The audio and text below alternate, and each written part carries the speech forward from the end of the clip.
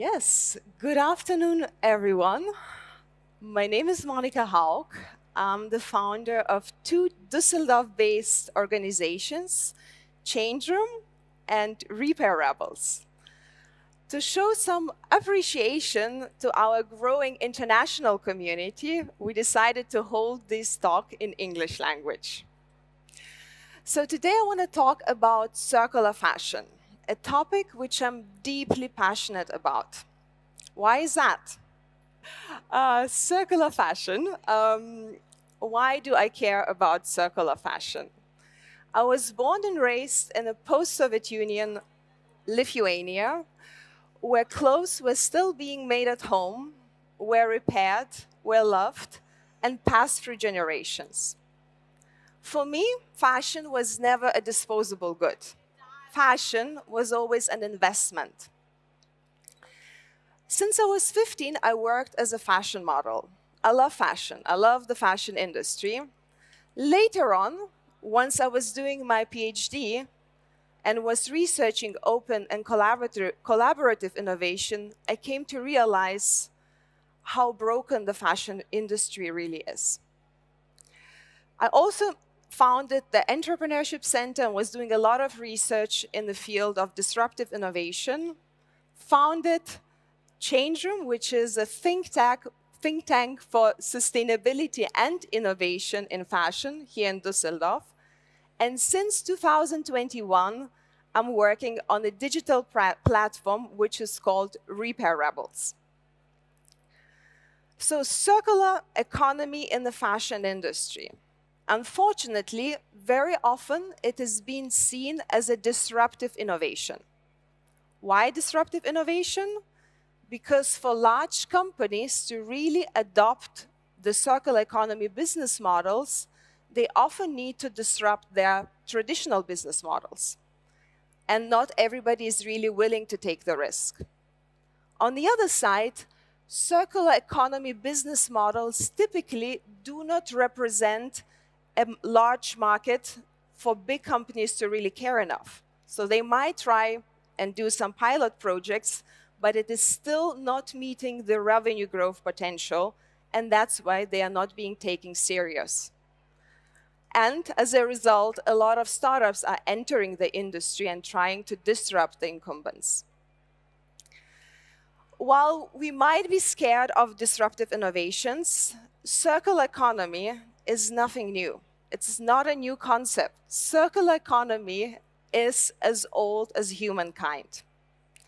And there's a great book which I recommend to everybody.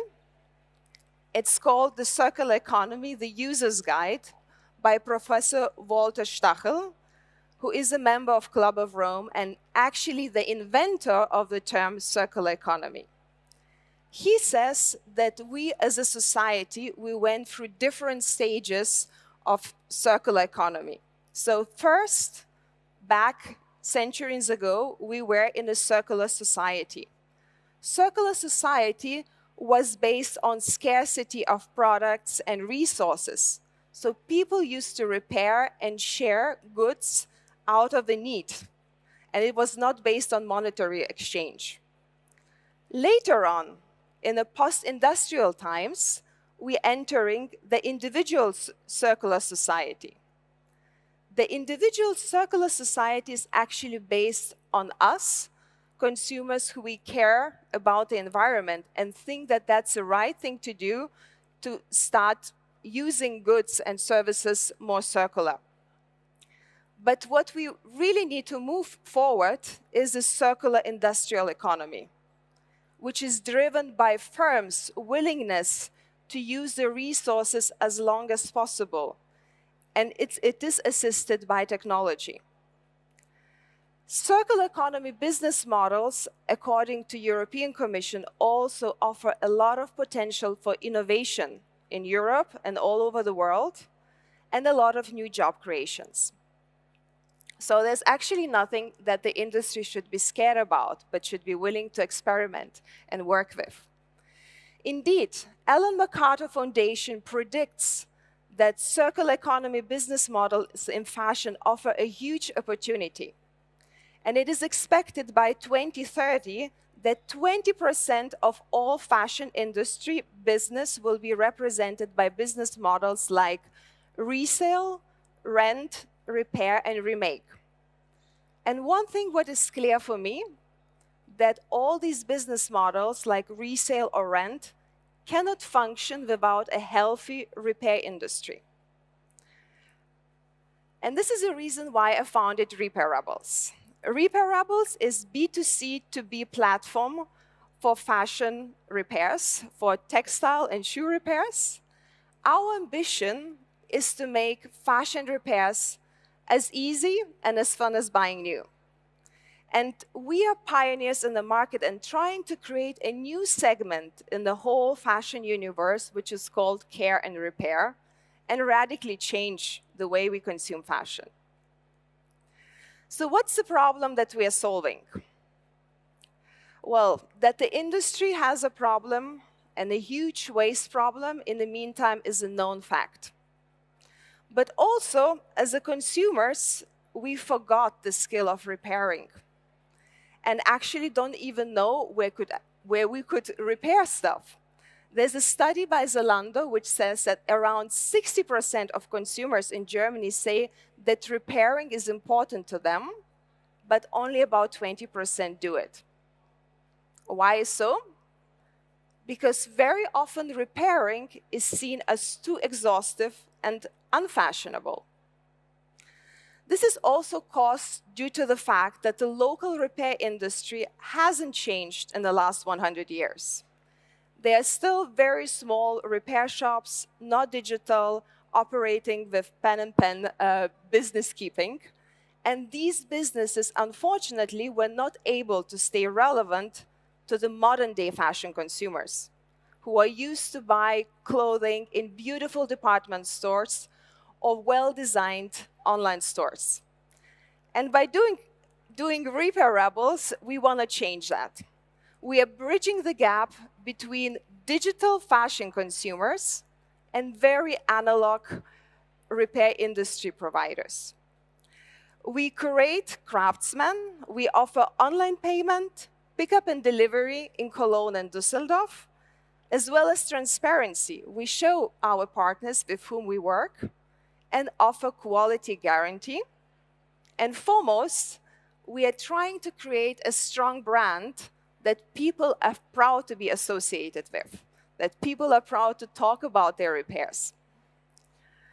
So in 2022, in September, we launched our fully digital fashion repair booking system and did a lot of learnings, and which I really want to share with you today. We are pioneers in the market and could test this business model in Düsseldorf. In the meantime, we have around 50 craftsmen in North Rhine-Westphalia working with us. And due to the fact that we work with diverse number of people, we are able to provide repairs to any sort of fashion goods. So we can repair shoes, we can repair jeans, but we can also repair luxury bags, umbrellas, or even jewelry. So our ambition is to build the supermarket of fashion repair so that the consumers have no excuse to actually not to repair. We also did a lot of learnings and did a lot of repairs, made a lot of consumers happy. It took some time to convince people to actually go online and test the platform, because booking repairs online is not a casual business. But once they did so, they liked the service and found it very convenient. We made a lot of women happy, but we also made a lot of men happy. And that was a very interesting finding for us, because here in this room, before we had a talk and we heard that women care more about sustainability and fashion, and it's very difficult to convince men to care about sustainability. Well, in our case, when it comes to repair industry, men are a great target audience. Why? Because men do not like to go shopping. And they find naturally drawn to the idea of repairing because repairing is very close to the automotive sports. So repairing cars, repairing bikes feels very natural to man, and they relate very closely to the repair industry. In general, what we observed, there's no one type of consumer who repairs. We have a very large consumer group, and they come to us for different reasons. Some come to us because they own luxury goods, and they come to us because they want to preserve the economic value of the goods. Düsseldorf indeed is a great city for that because we have a lot of people who like to shop luxury goods and they like to repair the luxury designer bags or designer shoes. But we also have younger generation, which comes to us because they might be saving money and they might be shopping vintage goods. And as you know, vintage goods don't have different sizing. So we have young people who come to us and say, I have this beautiful blazer, which I maybe spend 20 euros, but I would like to get it perfectly fitted, and I'm willing to spend money to get it in the right shape. And what we are observing, that the growing second-hand market is giving a lot of push also to the repair industry. And it's very nice to see that young people also find their way and their door in the repair industry. At the same time, eco-shoppers, we also observed that people who buy sustainable fashion are also willing to repair it. So we do get a lot of very, very old sweaters or very, very old jeans from sustainable brands. So we see that the consumer bought a pair of jeans from a sustainable brand, and the person is willing to repair it, not because it still has an economic value, but it has sentimental value, and they do care about sustainability and are willing to spend money on repairs. In addition, expats, the international community, people who are in Germany and who don't speak the German language are typically left out because repair shops usually don't speak other languages, do not offer service, do not offer customer care. And we feel that this community is also being well served on our platform. And last but not least, the rural population. We started in Düsseldorf, but we got a lot of requests from outside of Düsseldorf. If you live outside of the bigger city, it's difficult to find a good seamstress, but it's even more difficult to find a good shoemaker. And we have here Mr. Rolf Reine sitting with us in the audience, and he can certainly admit, in Germany, unfortunately, we lost about half of shoemakers in the last 10 years. So people are willing to send their goods for repairs because it also feels natural to them. They're used to shop online, they're used to return things online, and we see a growing potential and market in there. So after our learnings in Düsseldorf, we also expanded to Cologne. And as you see it on the map, we are working more and more of growing our repair community German-wide and offering repairs over shipping option. I believe there's a huge and unexplored market potential. The Greenpeace study says that around half of all Germans have never been to a clothing repair shop in their lives. And about almost 70% of all German men, young German men, not all German men, but young German men till age 30, have never repaired their shoes, have never went to the cobbler shop. And that's why we believe that by the use of digital tools and modern marketing, we can capture this audience which hasn't been addressed and hasn't even have an idea of repairing on the daily to-do list. So, as we started as a direct-to-consumer brand, we are now moving more and more in the direction of B2B business. And we are in talks with numerous brands to offer our services as plug-and-play solution to brands, to retailers, and also fashion suppliers. As you might know, we have new regulations coming in the EU, and that's a huge motivation for a lot of companies to already look for repair solutions. Some do it because of the laws, Others do it because of intrinsic motivation, because they realize they need to offer more value to the consumers. And aftercare services is a great way for customer retention and customer relationship building. In addition, there's a huge market potential. Research shows that around 80% of all clothing that fashion brands declare as waste, 80%, could be repaired and resold once again. So why it matters? Once we talk about sustainability in fashion, repair is the most sustainable option of all. And this is pure our estimations. Based on some market data, there's a lot of information online on how much CO2 do we need to produce a pair of jeans. Most of the studies say around 20 kilos CO2. Cotton, shipping around, sewing, maybe the pair of jeans has been flying around the world several times. If a person decides to repair, based on our estimations, we're going to cost only about 1.5 kilos CO2. And that's a huge difference. And if we're able to reduce the production of clothing by at least 10%, there's a huge potential for the environment that we are facing. So, I also want to talk a bit more about the new legislations.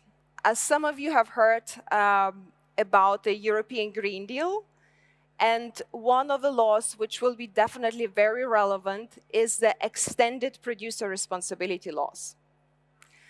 These laws are already present in France, Netherlands, and even in countries like California. And we believe that in about 1.5 years, they will also be present on the European level and passed over to European countries.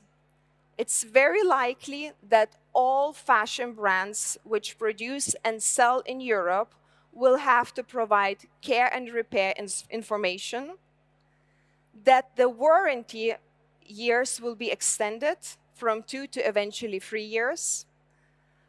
Brands will also need to provide repair services online and offline, work on providing spare parts. What we know from the electronic good industry might also come to the fashion industry, so that the fashion brands will need to standardize their production processes and maybe even reduce the type of materials that are being used. And this information will also need to be embedded in the digital product pass. So those are very ambitious requirements, which I think fashion industry in Europe will have challenges to face. Why so? Well, I think what the laws will be asking and the state of the repair industry in Europe today, we are seeing a very, very huge gap. First of all, it's a very low margin and sometimes gray market. There's a huge stigma associated with repairs. People still see a repair as a poor man's thing. We also have price competition from fast fashion, and a lot of people see repairing as not economically viable option. The local repair industry is also very analog. So the little shops that operate repair businesses typically don't speak good English, maybe not even good German, and they don't have a good digital literacy. This profession is also unattractive to the younger generation. And I think that's the biggest challenge. Because if we want to grow a healthy repair sector in Europe, we need to invest in future talent. And we need to make this profession attractive to the younger generations. At the same time, there's also a lot of price dumping and lack of transparency and lack of innovation. Because all the innovation which was happening in the fashion industry was targeted towards producing goods cheaper, faster, And we have not been investing in innovation, in making goods lasting longer, or making technologies better for repair, on, in general, glues or even machinery which would make the repairing faster and easier. So what it takes, and what do I think we need to do in order to move the repair industry further?